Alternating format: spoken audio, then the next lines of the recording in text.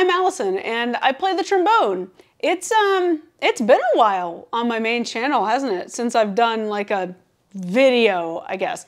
I've been doing a lot of shorts lately and I had a couple of big band things come out, cool. But I haven't really sat down to like talk to you in a very long time. So, you know, if you've been subscribed to me for a long time, it's good to see you. And if you're new and you've just subscribed recently, it is very good to have you. So today, I just wanted to sit down and show you my gear. I have gotten a lot of questions on Instagram and on TikTok and everywhere else about what kind of horns I have, what mouthpieces I have, and how I'm doing anything. So today I'm going to sit down and I'm going to show you my horns and my mouthpieces and just whatever knickknacks I feel like showing you. So here we go. So first I'm going to show you my large tenor F attachment trombone. This is my classical music trombone and I'm going to use this a lot in any kind of classical anything. This is for churches, this is for orchestras, this is for wind ensemble, this is for all of that good stuff.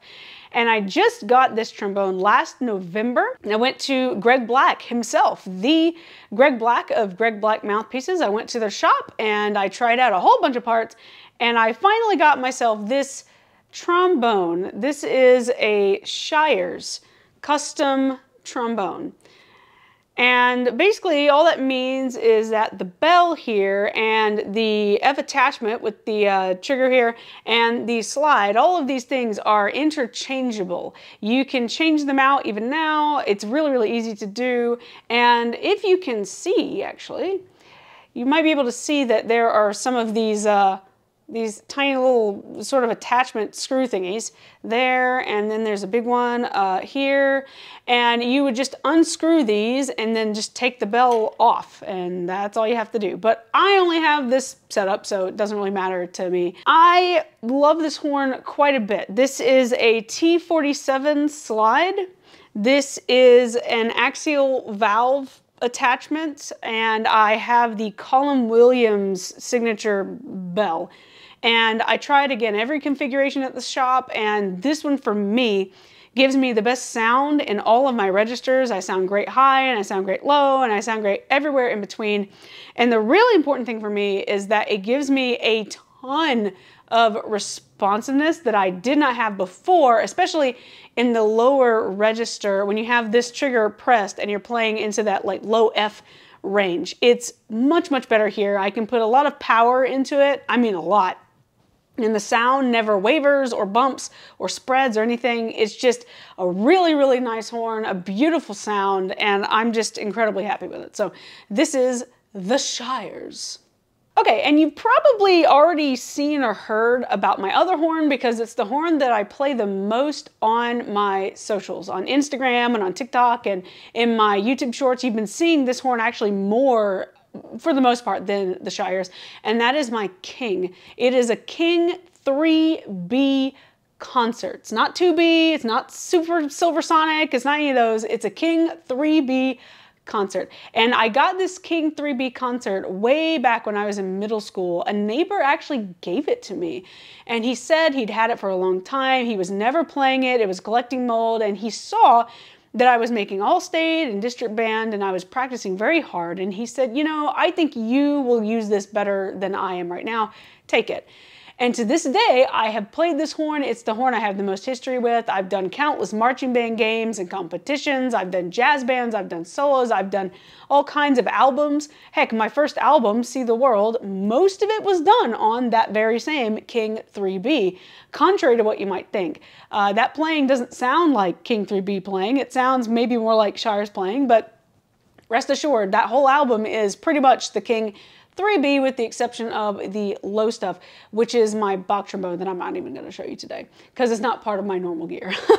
Okay, you're probably wondering right now, why are you talking about this 3B and not showing it to us? Where is it?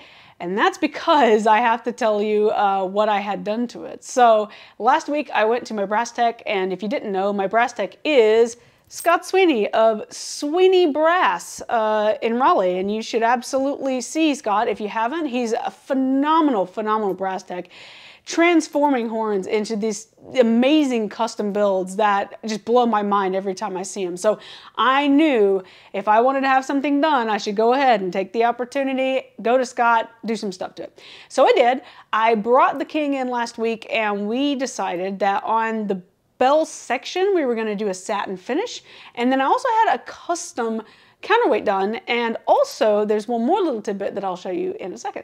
Dun da da da dun dun dun dun. Ooh, satin finish. Look at that. Oh, look at this. And then of course, gotta get that custom counterweight, right? Right? Good times, yeah? So this horn is super awesome. It's funny because it's a little bit weightier than it was before. This counterweight, I believe, feels just slightly heavier than the one before. But it's actually quite good because when you lift it to play, it actually pulls a lot of the horn back. It does a lot of the work for you when you hold it up, which is pretty much what it should do. So I'm quite happy with that. One more thing I want to point out about this horn, I'm sure I'm going to have photos, like good photos, and I'll overlay them on top so that you're not seeing me in the background, so no worries there. One thing I want to point out about this horn though, is something that Scott pointed out to me, is that this brace here, you see this nice bend, this is a King specific kind of brace. This design is unique to King horns.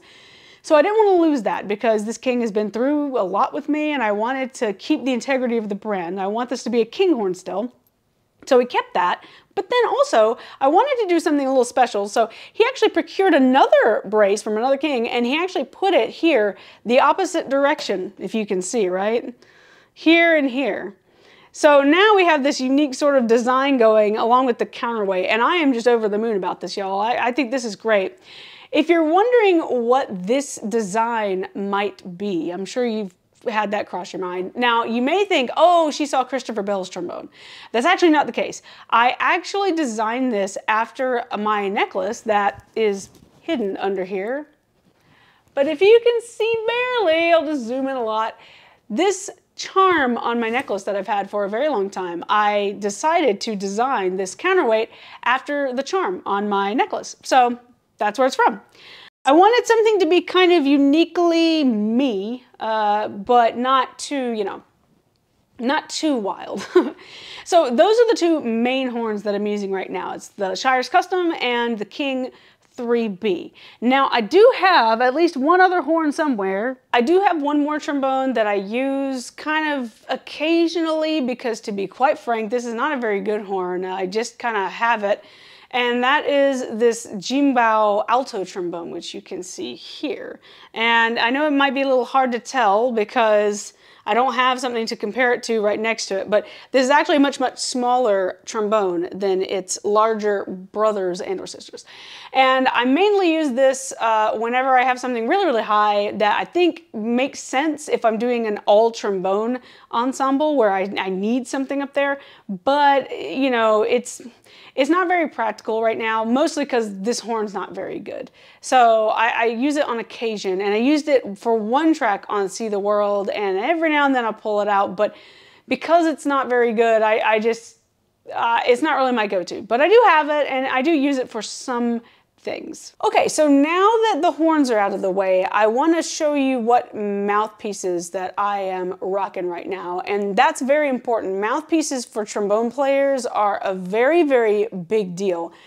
Mouthpieces for us are kind of like, I don't know, kind of like pedals on a guitar, in my opinion. I feel like the mouthpiece not only changes our sound quite a lot, but honestly the mouthpiece can change a lot of how the playing feels, and especially the responsiveness for brass. That's when I put the horn to my face, I say tch, and the amount of time it takes between my tongue moving and the sound actually coming out the other end, that's the response. And you may guess, you want the shortest amount of time possible. So for me, that's a really important thing. And of course, the tone is very important. I'm more of a bright player, I think. So I sometimes will lean into it, of course, but I remember in my classical days, I was told all the time I was too bright, too bright, too bright. I don't fit in, I don't fit in. So I kept playing bigger mouthpieces to darken that sound. And if you're wondering what bright and dark sounds sound like, you can think of it like this. If someone sings, ah, and if someone sings, oh, you can hear that there's a sort of tonal difference, right? Ah is kind of bright. You can hear it's a little harsher, right? And ooh is a little bit more gentle. That's why I assume in the churches in the Gregorian era, they didn't chant going, ah. I imagine that would have been unpleasant. I digress. Let's look at the mouthpieces. So right now I'm rocking two main mouthpieces. These are the two that I play the majority of the time for just about everything I'm doing, unless a special occasion pops up. The first one is for the Shires, and that is a Greg Black New York 5.5. Greg Black New York 5.5. And of course this one you may see, it's got my name right there on it, so I can never sell it. This mouthpiece is absolutely fantastic. It is one of the best, if not the best overall mouthpiece I have ever played. I grew up only playing Bach. And so when I played this, I didn't know that mouthpieces could make that much of a difference in the response. And what's really nice about this mouthpiece is that the partials on the trombone, and those are kind of like the strings on a guitar, right? You have each open string, and on each of those strings, you can press fingers down on the fretboard. For us, those are partials. You can play in one side position and play down here, and then up, up, up, up, up, and so on. With this mouthpiece, it's very good at slotting. And what I mean by that is if I want to change to the next partial, if I want to change my mouth shape, it's almost like a magnet snapping into place. You can't just slowly meander around. It's not sloppy or kind of weird. It just snaps right into place. And that's exactly what happens with this Greg Black New York 5.5. It just snaps on the partial I want to go to. So lip slurs for us, which is where you navigate the partials up and down without articulating with the tongue. It just sings on this mouthpiece. It is absolutely wonderful. Low range is great. Everything sounds good on it. It's my best overall, I think, yeah. Okay, and the next mouthpiece I have, I recently bought, actually, a few months ago. I went to Japan. I went to this shop called DAC Doc, and they're a big, like, wind band orchestra, wind instrument specialist, and they have this brand called Willie's Custom Brass. And I heard about Willie's because there is this guy, Hiroaki Kono, I think. He's on Instagram sometimes. He's a jazz guy. And he talked about having this Willie's Custom Brass mouthpiece. And I was like, what is that? So I did a little bit of research on it, and we went to this shop, and I actually got to try some out. And I decided on this Willie's Custom Brass Rockstar 2022. And it's a pretty shallow thing. It's like an 11C, and that just means that the cup here is quite shallow. And usually, if you can see the little hole in the bottom down there, we call that the throat. The throat is pretty narrow in diameter. So what that's gonna do for you is with the shallow cup and the very, very narrow throat, you're gonna get a lot of that ah sound. It's gonna be very bright. It's going to be very easy to play. You can't overblow on it because then the sound will spread, what we call it, where it just kind of goes blah instead of ah, you know. It's a really good mouthpiece. I really like the sound I have on this mouthpiece, Willie's Custom Brass Rockstar. And a lot of you like it too, because I've gotten many a comment on Instagram of people asking me, what mouthpiece is that? What are you playing?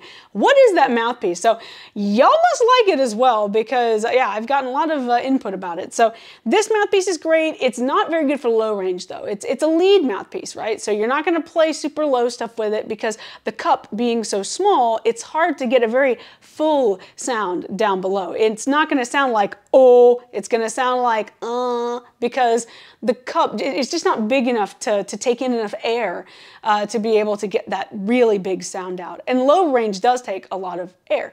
So for my King 3B, this is perfect. This is great for playing casual jazz stuff. This is great for playing any kind of like big band, marching band stuff, any lead playing. It's really good for all that stuff. And when you play quietly, it's got that really like airy, sort of foofy jazz sound that a lot of trombonists do have. So yeah, I think it works quite well in that setting too. So yeah, there's my Willie's Rockstar. Okay, now the rest of these mouthpieces, I don't use a whole lot. Each of these are either for very special occasions, or a lot of the time they're just mouthpieces I got with trombones that I just have and don't really use. So I'm not really going to spend as much time on them. I'm just going to run through them pretty quick, I think. So first one is my Kelly. Now I use this in a lot of videos. This is the big blue mouthpiece, Kelly 6.5. This is more akin to the lead mouthpiece, that like the Rockstar, but it's just a little bit bigger. The plastic is very, very comfortable on the face, especially if you're playing outside.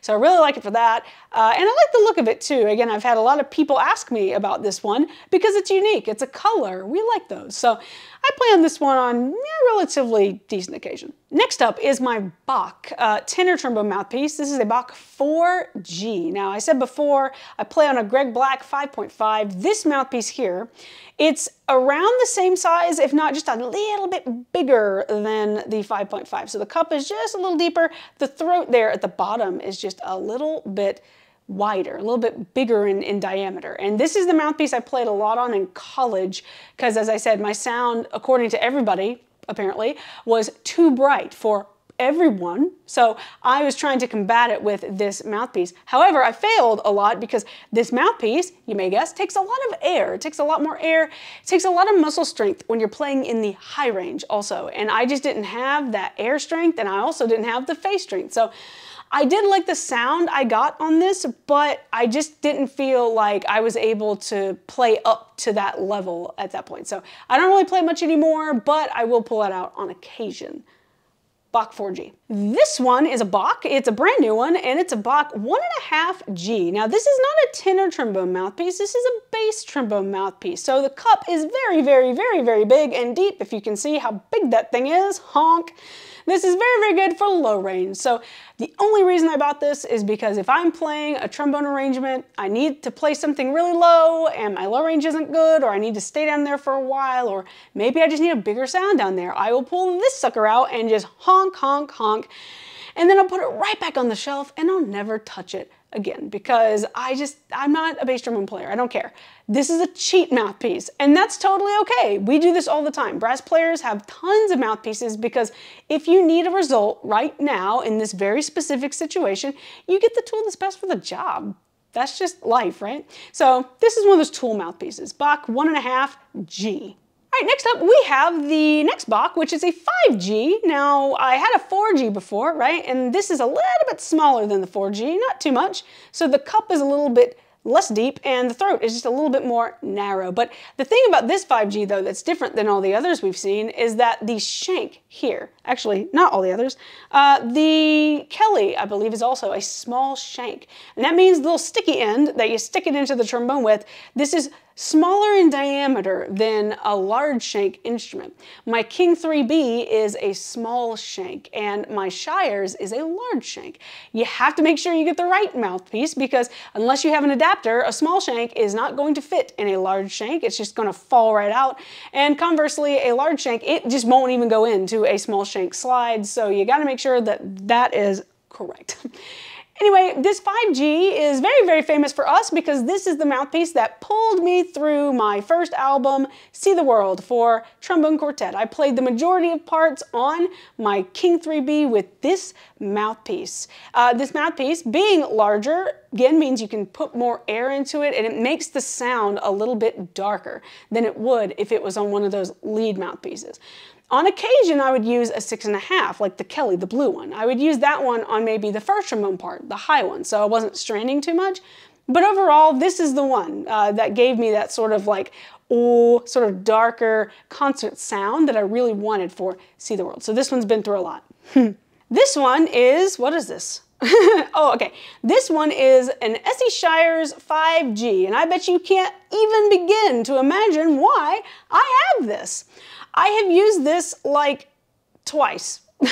And that's only because if I'm playing a lot of different trombone parts in a single track, if I'm stacking on parts, I will use different mouthpieces in the hopes that I can get a slightly different sound as to avoid phasing, which is what happens when you have the exact same person doing the exact same thing on the exact same instrument with the exact same sound over and over and over, the frequencies start to stack on top of one another, and then it creates just this awful, icky, like bloated sort of sound in the headphones. So I try to avoid that by using these weird mouthpieces that I just get with horns, but I don't really play this. I don't think it's a bad mouthpiece though. I'm not saying that this is a bad mouthpiece. I just haven't really played on it much because I like my Greg Black so much. I don't really need to play this, so I just kind of have it. And finally, I have this mystery mouthpiece. Okay, I don't know where I got this. And I don't know what size it is, and I just have it. It only says Marcellus on the side. It's a large shank mouthpiece, so for the large trombone, for the Shires. It's a Marcellus mouthpiece, and it's, you know, deep, I guess, stuff. Sure, it's silver, I guess. But I don't know what this is. I don't know. I just have it. I may have gotten it. I bought a binge, well, my parents bought a binge trombone a long time ago, rose brass bell. And this mouthpiece might have come with that horn. I'm not really sure, but I have it. I play it on occasion, very occasional these days. I used to play it quite a lot, actually. For a while, I played this as my primary mouthpiece. And from what I remember, I liked it, but I'm gonna keep preaching this. Greg Black changed my life. Team at Greg Black, you all changed my life. You're probably never gonna watch this, but if you do, you changed my life, because before that, I didn't really have like a very hard preference other than trying to get a good sound. In terms of the way the horn performed with the mouthpiece, I wasn't really concerned about that as much as maybe I should have. So I still have it, I still use it, Marcellus, it's a mouthpiece. I have some other mouthpieces that I'm not going to show you because they were cheap, you know, they came with horns, they have no markings on them, I don't care about them, I never play them, they tarnish in 2 seconds, they're garbage. So I'm not really going to bother showing you those because I don't really feel they're worth the mention, except the one I just gave them. Okay, and I forgot that I actually do have one more good mouthpiece. It's a Bach 6.5 AL, which is the same as the Kelly plastic blue mouthpiece. The only difference is the shank size. So the Kelly fits into my alto trombone and my King 3B, and this Bach one fits into my Shires. That's the only difference, so I didn't want to show it. Now I want to show you some bonus stuff. This isn't really about the hardware anymore. This is some stuff you may or may not know about trombones and how they work. We have to have some accessories when we play in orchestra and bands and such. And namely, we need mutes. And what a mute is an object that you shove into the bell of the horn and it changes the sound even more. So before, when I said a dark tone is O and a bright sound is ah, if you put in, say, a straight mute, it might sound like E. It gives it just a little extra something that is really, really special. So I'm going to show you what mutes I have as well. First up, we have the straight mute, and it's just a straight mute. This is a Joe Rowell straight mute, which is basically the golden standard. You can tell mine's very old and dinged up. It's got a lot of scratches and such because it's like 20 years old. But what this does is it gives the trombone sound a bit of a metallic sort of sound. It softens it just a little bit, but sometimes, you know, the trombone can be very boomy, like ooh, and maybe the arranger or composer, they don't want that ooh boominess to cover something else up, but they still want that warmth of the trombone, so maybe they'll say, hey, put this in, shove it in the bell, and instead of woo, you get kind of like an where you still have that warmth and sound, but it's not overtaking everything. So this is the straight mute. Well, if you really don't like trombones and you want them to be even more out of the way, and if you just need them to shut up right now, you can use what's called a cup mute, which is this. Mine is incredibly, horribly old. As you can see, it's a piece of crap. I really need to get a new one. This is who knows how long, but it's a Stone line. Good brand, you know, lasts a long time. This thing's like 35 years old, so one day I'll get a new one. But the point is you shove it in the bell. Instead of having this metallic sheen around the sound, this one makes it just very, very quiet and very, very warm sounding. It's a very warm, almost slightly fuzzy sort of sound. That's very, very useful in stuff like jazz. Cup mutes are very common, I think, in jazz stuff. So I have cup mute for that. Now I have probably the most fun mute combination of any of the mutes I've shown you today. You can't go without a good old-fashioned plunger. Yes, an actual plunger. This is a real plunger for toilets I bought from Walmart and took the stick off. That's all it is. People who sell plunger mutes for $50 are wacky. Just buy a plunger. You don't need a plunger mute, I don't think. Got your plunger, but also, if you've ever heard of Charlie Brown, and if you've ever heard the Charlie Brown teacher that goes womp, womp, womp, womp, womp, you may already know that that is in fact a trombone playing with a plunger and playing with this, which is a Harmon mute, is what this is called. Trumpets use these quite a lot. It gives it a very, very nasal kind of a sound. And you got this stem thingy right here. You can actually pull the stem in and out. And the distance of the stem, got to be careful though, because sometimes it falls out. Ask any trumpet player. But the distance at which you pull this stem, it will change the sound slightly. But it's very nasal. Very nasal, very, very metal, and just like laser of sound. And this one's very, very fun to play. I do this a good bit. As like backing tracks for wahs, wah wah. It's basically a wah pedal for guitar. That's essentially what this is. So Harmon mute and this plunger. You can use a plunger by itself. You can use a Harmon mute by itself, but a lot of people like to use it together for this really just fun, wacky sort of a sound. I'm going to show you my last mute, and this one is probably the most special / desperately needed by real trombone players all the time, and that is your practice mute. Playing trombone is, you imagine, quite loud, and people need to practice. I mean, we're talking 4 to 6 hours a day if you're a music major. And it's very hard to get that practice time in if you don't already have a practice space. So what most people do is they get a practice mute. And what the practice mute does is exactly what you think. It just stuffs all that sound right back up your bell. And the one I have is very, very cool. It's a 3D printed one. Boom. And this is a Rahano mute. David Rahano, who plays out in LA, one of the orchestras, can't remember which. He's a great trombone player. He 3D prints these and then sends them off. And what's cool, besides the awesome yellow, is at the bottom there's this tiny little hole here. And this hole, I don't know how he's determined how big it needs to be, but especially in the low register, when you're playing very, very low, what normally happens with a practice mute is you can't get the notes to come out because the air is moving so slowly, and because the practice mute is stifling your air, the air cannot move fast enough or freely enough to get the low notes to come out. But with this sucker, you can actually play very low, like pedal tones for us, which are the low, like tuba notes. They will come out with this mute, and I have never had a mute like that before. So while I wouldn't advise playing with a practice mute all the time, I in fact would say minimize the time if you can, just because it can affect your playing physically, because it feels different to play on a practice mute. But if you have to, right, if you have no choice, Rahano practice mute, do it. It's like $85. It doesn't matter. It's worth it. It's worth it. This one is the one you should get. Super lightweight, fits in the bell, in the case also. That's a huge deal for us brass players. So grab this if you need a practice mute. Rahano mutes. Yeah, that's pretty much all my trombone stuff. Yeah, there's not really much else I really have in terms of gear. I do have my case, which is an Eastman Shiny CC case. It's over there. You can't see it, but that is a great case. The Eastman Shiny is really good. I think Crossrock Cases makes one very similar. Fiberglass, really great for traveling and just general knocking around. I would recommend a fiberglass case. So I do have one of those. I've got a Marco Bana, Marco? Oh my gosh, Marcus Bana? Y'all are gonna have to tell me in the comments. I don't remember. Is it Marcus Bana? That sounds more right. I got one of those cases as well. It came with the Shires, and that's also a very, very fine case. It's got a customizable inside with foam panels that move. Pretty compact, actually, which is great for flying. It's a canvas sort of covering. It's a zip case and everything, but it's very, very sturdy. I like that one as well, so you can always grab that one. I also have a DAC trombone case. If you've ever seen the DAC cases, that was the shop I went to in Japan. DAC makes some very, very good fiberglass cases, and they coat, or they cover them, I guess, in some fabric, and that's quite good as well.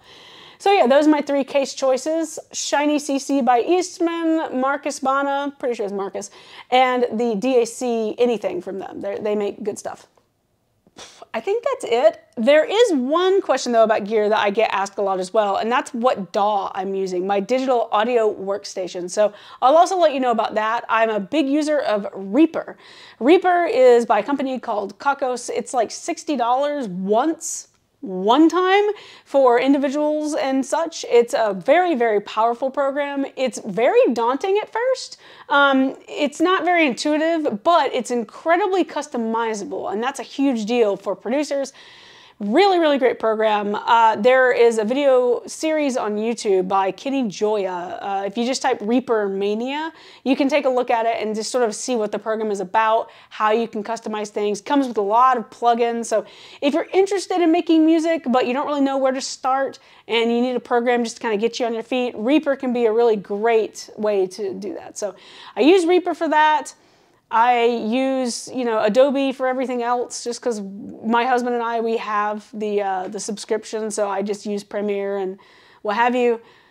And that's pretty much what gear I have, I think. Yeah, I think that's about it for trombone stuff. Of course, I've got some other instruments in my collection. If you're interested in seeing my other instruments and or other music gear I have, comment on this video and please tell me that, and then maybe one day I can sit down and make another video like this detailing all of my other stuff that maybe isn't trombone stuff.